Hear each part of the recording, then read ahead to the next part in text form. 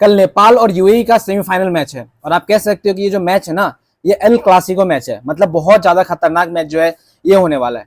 अब देखो सेमीफाइनल का मैच है तो खतरनाक टीम तो आएगी। यूएई की टीम है, नेपाल की टीम है, ओमान की टीम है और हांगकांग की टीम है। ये चार टीमें जो है सेमीफाइनल गई है, जिसमें नेपाल यूएई खेलेगी एक साथ, ओमान और हांगकांग जो है वो एक साथ खेलेगी।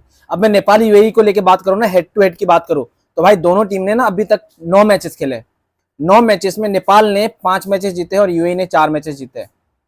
आप कह सकते हो कि भाई यूएई वाले भी जो है वो खतरनाक है, क्योंकि लास्ट टाइम यूएई ने नेपाल को हराया था। और पिछले 5 मैचेस की मैं बात करूं तो यहाँ पे पिछले 5 मैचेस का इस तरीके का रहा है कि भैया नेपाल जो है 8 विकेट से जीता है। बड़े इवेंट की मैं बात कर रहा हूँ, नॉर्मल ट्राई सीरीज वगैरह की मैं बात नहीं कर रहा हूँ, यहाँ पे बड़े इवेंट की बात कर रहा हूँ।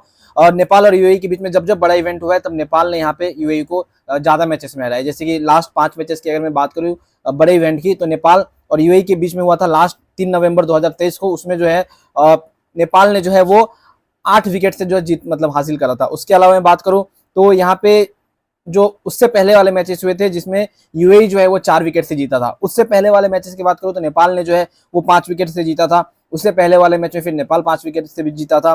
तो आप कह सकते हो कि टोटल 5 मैचेस में नेपाल ने 3 मैचेस जीते हैं। लास्ट बड़े इवेंट की बात कर रहा हूँ, मतलब चाहे आप यहाँ पे क्वालिफिकेशन को लेकर देख लो, T20 क्वालिफिकेशन को देख लो या फिर एशिया कप को देख लो पिछले साल का, ठीक है। तो ये 5 मैचेस में नेपाल ने 3 मैचेस जीते हैं और यूएई ने 2 मैचेस जीते हैं। तो आप कह सकते हो कि बड़े इवेंट में, बड़े इंटरनेशनल स्टेज पे जो है नेपाल का दबदबा रहा है यूएई के ऊपर। लेकिन अगर इस साल की बात करो तो देखो यूएई इस साल थोड़ी कमजोर नजर आई है।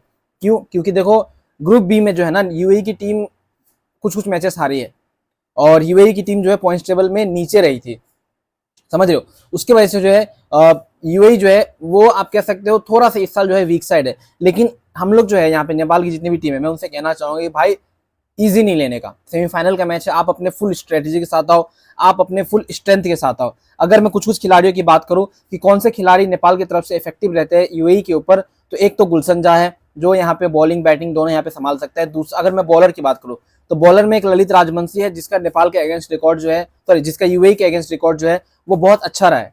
मतलब यूएई के बॉलर बैट्समैन कोई भी जो है ललित राजवंशी को जल्दी खेल नहीं पाते हैं, स्पिन में फंसते हैं और आउट होते हैं। बाकी अगर मैं बात करूँ यहाँ पे तो भाई नेपाल की तरफ से बैटिंग लाइनअप की बात करूँ तो दीपेंद्र सिंह एरी जो है वो इफेक्टिव रहे हैं यूएई के अगेंस्ट। दीपेंद्र सिंह एरी तो सारी टीम के अगेंस्ट ही जो है इफेक्टिव रहते हैं।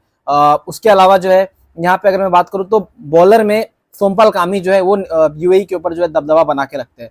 तो है नेपाल के अंदर अच्छे से खिलाड़ी है कुछ कुछ जो यूएई के अगेंस्ट जो है अच्छा खेल लेते हैं।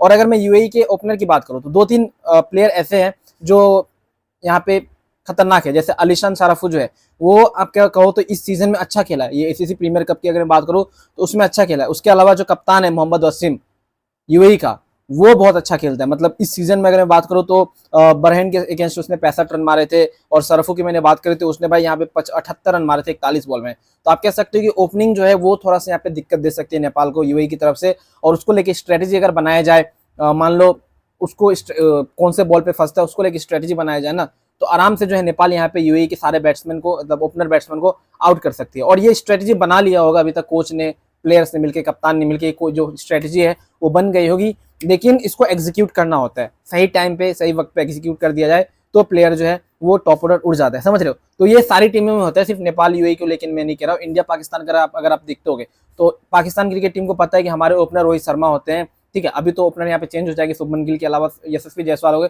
तो वो लोग भी भाई उस हिसाब से बॉलिंग डालते हैं, पहला ओवर दूसरा ओवर। और कभी भी देखना ओपनर को अगर आउट करना हो ना तो आपको पहले या दूसरा तीसरा ओवर में जो है वो आउट करना पड़ता है। नहीं तो अगर ज्यादा देर तक ओपनर टिक जाए ना तो फिर रन जो है वो तेजी से भागने लगता है, क्योंकि पावर प्ले रहता है 6 ओवर तक का और 6 ओवर में जो है ना ओपनर बैट्समैन रन मारना स्टार्ट कर देते हैं। तो यहाँ पे सरफू और मोहम्मद वसीम को आउट करना काफी ज्यादा इंपॉर्टेंट होगा नेपाल के लिए। उसके अलावा मैं बात करूं तो यहाँ पे इन लोगों के पास एक और नया खिलाड़ी है, नया खिलाड़ी क्या है, पुराना ही खिलाड़ी है, आसिफ खान। ये भी अच्छा खेलता है, तो इसको लेके भी जो है नेपाल को यहाँ पे सतर्क रहना पड़ेगा आसिफ खान को आउट करने को लेकर, ठीक है। इस साल नए नए खिलाड़ी भी जो है वो यूएई में ऐड कराया गया है। बाकी देखते हैं कल की प्लेइंग 11 क्या रहती है, कौन कौन से खिलाड़ी जो है प्लेइंग 11 में शामिल रहते हैं, ठीक है। उसके बाद जो है अच्छे से बात करा जाएगा। बाकी देखो दोस्तों, नेपाल यूएई के हेड टू हेड के बारे में मैंने आपको बता दिया। 9 मैचेस से टोटल T20 आए अभी तक, जिसमें से 5 मैचेस ने नेपाल जीता है, 4 मैचेस में यूएई जीता है। पिछले 5 बड़े इवेंट की बात मैंने कर दी, जिसमें से 3 बड़े इवेंट में नेपाल ने जीता है, 2 बड़े इवेंट में जो है यूएई ने जीता है। तो ये हेड टू हेड का मुकाबला जो है वो कल रहने वाला है, थोड़ा तगड़ा रहने वाला है। उसको लेकर नेपाल को जो है थोड़ा अच्छा से प्रिपरेशन करके आना पड़ेगा। प्लस यहाँ पे स्ट्रेटेजी बना के जो है आनी पड़ेगी, और उस स्ट्रेटेजी को है ना वो एग्जीक्यूट करना पड़ेगा। अगर स्ट्रेटेजी एग्जीक्यूट हो जाती है तो फिर आप समझ लो कि भाई नेपाल क्रिकेट टीम जो है वो जीत जाएगी और फाइनल पहुंच जाएगी। बाकी इसके बारे में आपका क्या कहना है नीचे कमेंट करो, मैं जनरली जानना चाहूंगा आप लोग इसके बारे में क्या सोचते हो।